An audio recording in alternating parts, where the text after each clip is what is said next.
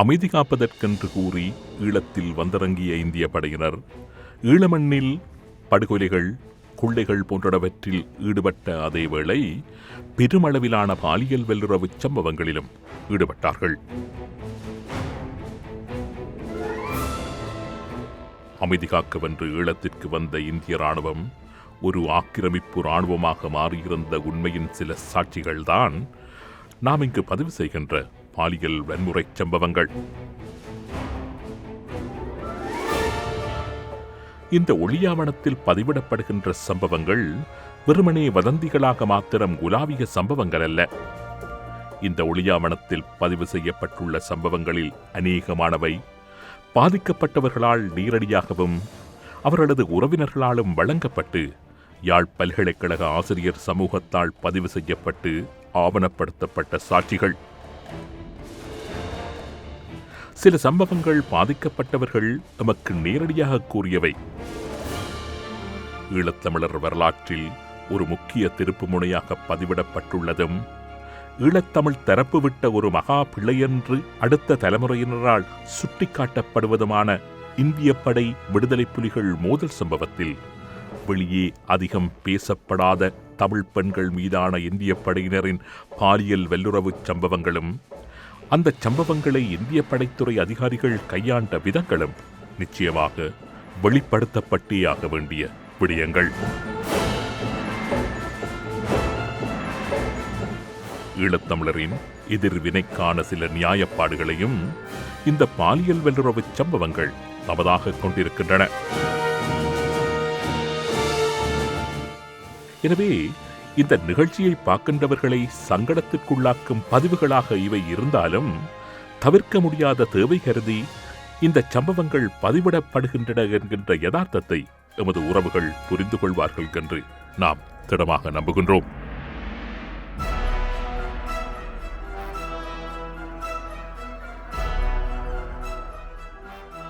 ஒரு சுருட்டு சுத்தும் தொழிலாளியின் மகளுக்கு நேர்ந்த கொடூரம் இது. அவளுக்கு 18 வயது. கல்வி பொதுத்தராதர உயர்தரம் வரை அவள் படித்திருந்தாள். கோழி பிடிப்பதற்காக அந்த வளவிற்குள் வந்த 2 இந்திய படையினர் அந்த மாணவியை கண்டுவிட்டனர். அவளது தந்தை ஏதோ காரியமாக வெளியில் சென்றுவிட தாயும் மகளும் மட்டுமே அன்றைய தினம் வீட்டில் இருந்தார்கள். துப்பாக்கியை நீட்டியபடி தாயை அழைத்துச் சென்ற ஒரு கயவன் அந்த தாயை துப்பாக்கி முனையில் நிறுத்தி வைத்தான். மற்றவன் மகளை இழுத்துச் சென்று கூச்சலிட்டால் தாயை சுட்டுக் கொன்று விடுவோம் என்று மிரட்டினான். தாய் கொல்லப்பட்டு விடுவான் என்ற பயத்தில் மகள் வாய் திறக்கவில்லை. தாயின் முன்னிலையிலேயே மகள் கொடூரமாக குதறப்பட்டாள். அமைதியாக அனைத்தையும் பொறுத்துக் கொண்டிருந்த அந்த மாணவி அந்த விடயத்தை அத்துடன் விட்டுவிடவில்லை.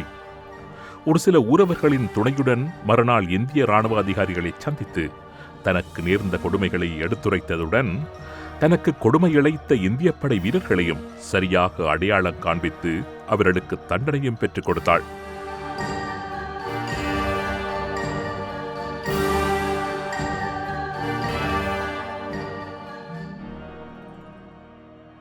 ஆயிரத்தி 1987 நவம்பர் மாதம் 6ஆம் திகதி இடம்பெற்ற மற்றொரு சம்பவம் இது. விவசாய குடும்பத்தில் பிறந்த பாடசாலை மாணவி ஒருவரை இந்திய படையினர் கைது செய்திருந்தார்கள். ஒரு புகைப்படம் தொடர்பாக விசாரணைகளை மேற்கொள்வதற்காக என்று கூறியே அவளை இந்திய படையினர் கைது செய்திருந்தார்கள். இந்திய படையினர் தம்முடன் ஒரு புகைப்படத்தை வைத்திருந்தார்கள். அந்த புகைப்படத்தில் அந்த மாணவியும் அவளது பாடசாலை சிநேகிதியும் காணப்பட்டார்கள். அந்த சிநேகிதியின் சகோதரன் ஒரு விடுதலை புலி உறுப்பினர் என்பதே இந்திய படையினரை உறுத்தியிருந்த விடயம்.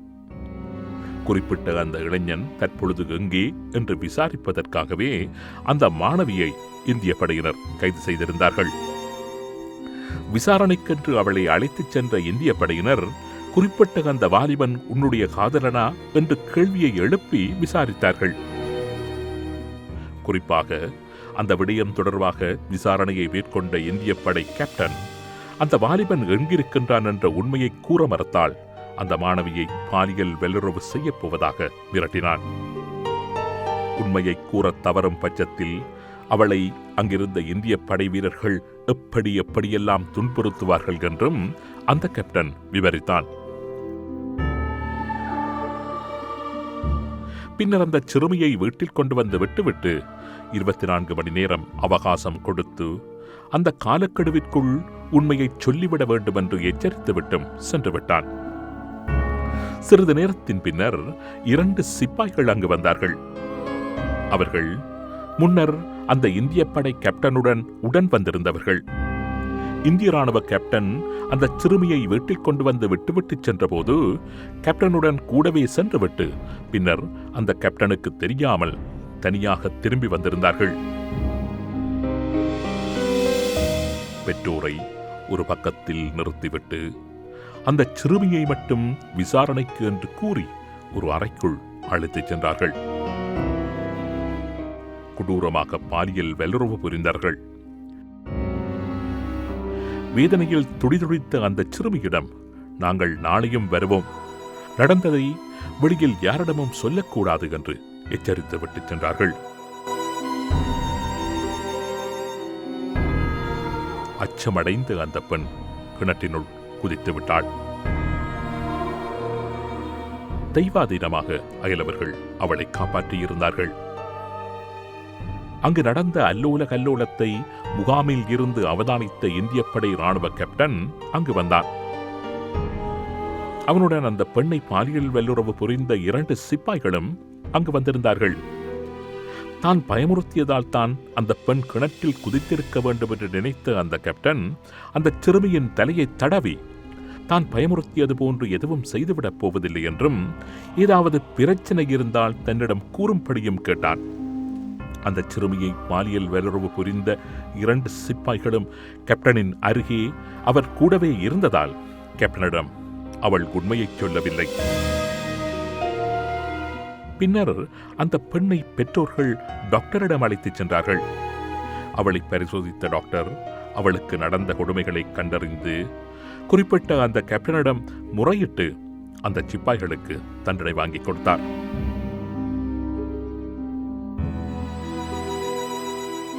ஈழத்தில் இந்திய படையினரின் பாலியல் சேட்டைகள் பெண்களுடன் மட்டும் நின்று விடவில்லை. அவர்கள் தமது காமப்பசிக்கு ஆண்களையும் சிறுவர்களையும் இரையாக்கிக் கொண்ட பல சம்பவங்களும் அங்கு இடம்பெற்றிருந்தன.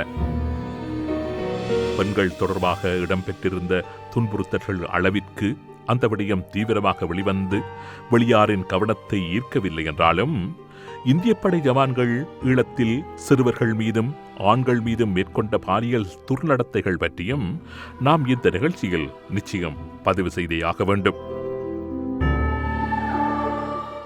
ஈழத்தில் இந்திய படையினர் பாலியல் ரீதியாக புரிந்த கொடுமைகள் வரிசையில் பல விடயங்கள் வெளியே சொல்ல முடியாதவை. எழுத்தில் எழுத முடியாத, விவரிக்க முடியாத பல பாலியல் கொடுமைகள், சேட்டைகள் ஈழத்தில் இந்திய படையினர் வசம் இருந்த சிறைகளில் நடந்திருந்தன.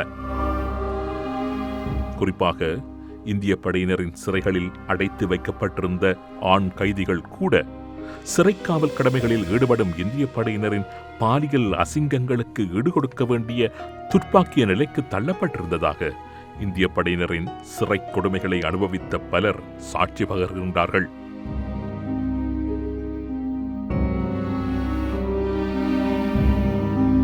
இந்திய படையினர் ஈழத்தில் அமைத்திருந்த சிறையொன்றில் ஒரு சில நாட்கள் அடைத்து வைக்கப்பட்டிருந்த ஒரு பல்கலைக்கழக விரிவுரையாளர் இவ்வாறு தெரிவிக்கின்றார். சிறைச்சாலையில் எனது அறைக்கு அடுத்து இருந்த அறையில் ஒரு இளம் பெடியனும் அடைத்து வைக்கப்பட்டிருந்தான். பெடியன் கொஞ்சம் வெள்ளை, அழகாக துரு என்று இருப்பான். இந்திய படையினர் இரவில் அந்த பொடியனை அறையில் இருந்து அழைத்துச் சென்று விடுவார்கள். ஆரம்பத்தில் எனக்கு எதுவும் புரியவில்லை. விசாரணைக்காகவே அவனை அழைத்துச் செல்வதாக நினைத்து பரிதாபப்படுவேன். பின்னர் அங்கிருந்த மற்றவர்கள் மூலம் எனக்கு உண்மை தெரிய வந்தது. அந்த சிறைச்சாலையில் உள்ள ஒரு அதிகாரிக்கு இரவு முழுவதும் மனைவியாக செயற்படுவதற்காகவே அந்த படியனை இந்திய படையினர் அழைத்துச் செல்வதாக அங்கிருந்தவர்கள் பேசிக் கொண்டார்கள். அந்த படியனுக்கு சிறையில் நல்ல செல்வாக்கு, பல விசேட சலுகைகள்.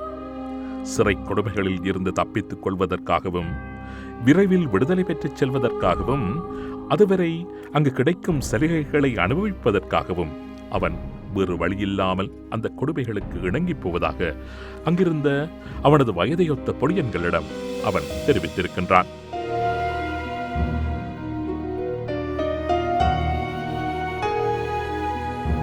இந்திய சிறைகளில் தனக்கு நேர்ந்த பாலியல் ரீதியிலான கொடுமைகள் பற்றி கருத்து தெரிவித்திருந்த ஒரு இளைஞன் புலிகளுடன் தொடர்பு இருந்ததாக கைது செய்யப்பட்டதான் பல தடுப்பு முகாம்களில் அடைத்து வைக்கப்பட்டிருந்ததாகவும் பல்வேறு சித்திரவதைகளுக்கு உள்ளாக்கப்பட்டதாகவும் தெரிவித்தான். மட்டக்களப்பு ஊரணியில் இருந்த மன்ரேசா இந்திய படை முகாமில் தான் தடுத்து வைக்கப்பட்டிருந்த போது தனக்கு ஏற்பட்ட அனுபவமே மிகவும் கொடுமையானது என்று அவன் தெரிவித்திருந்தான்.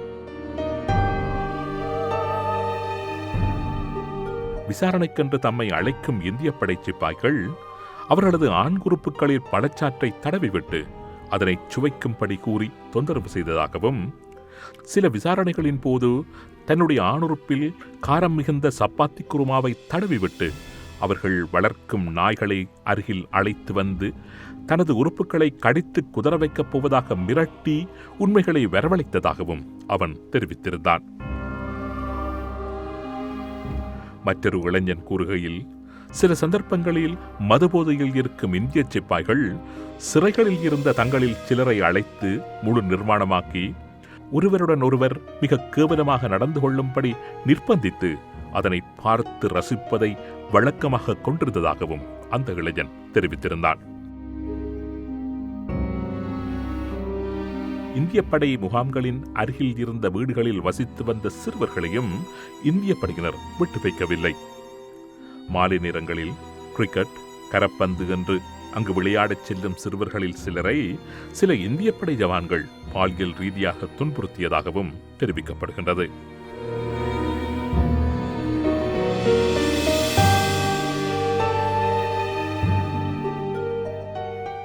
அவளுக்கு 30 வயது, திருமணமாக இருக்கவில்லை. 1987 ஆண்டின் ஆரம்பத்தில் ஸ்ரீலங்கா ராணுவத்தின் ஷெல் தாக்குதலுக்கு அவளது தாயும் தந்தையும் பலியாகியிருந்தார்கள். அவளும் வேறு 2 பெண்களும் அந்த வீட்டில் தங்கியிருந்தார்கள். இந்திய படை வீரர்கள் வந்து கதவை தட்டினார்கள். கதவை திறப்பதா வேண்டாமா என்று யோசித்துக் கொண்டிருக்கும் போது கதவை உடைத்துக் கொண்டு இந்திய படை வீரர்கள் பலர் உள்ளே நுழைந்தார்கள். அந்த வீட்டில் இருந்த மற்றைய 2 பெண்களும் எங்கோ ஓடி தப்பிவிட்டார்கள்.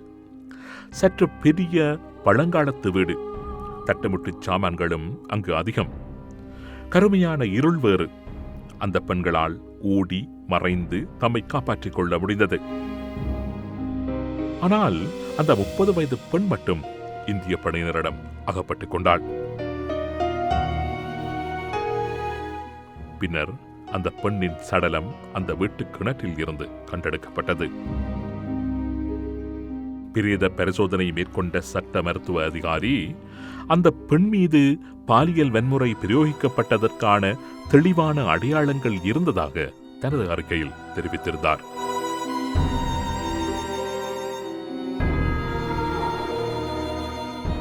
ஈழமண்ணில் இந்திய படையினர் மேற்கொண்ட பாலியல் துன்புறுத்தல் குற்றச்சாட்டுக்களை இந்திய படையின் உயரதிகாரிகள் எவ்வாறு கையாண்டார்கள் என்பது பற்றி நாம் நிச்சயம் பார்த்தாக வேண்டும். நமது படையினர் பற்றிய குற்றச்சாட்டுக்கள் பரவலாக வெளிவந்து காந்தியின் புதல்வர்களுக்கு அவமானத்தை உலகம் முழுவதும் ஏற்படுத்திக் கொண்டிருந்த போது அந்த குற்றச்சாட்டுகளில் இருந்து இந்தியாவின் நற்பெயரை காப்பாற்றுவதற்கு இந்திய படைத்துறை தலைமை செய்த பரிகாரம் என்ன? இந்த விடயங்கள் பற்றி அடுத்த நிகழ்ச்சியில் விரிவாக பார்ப்போம்.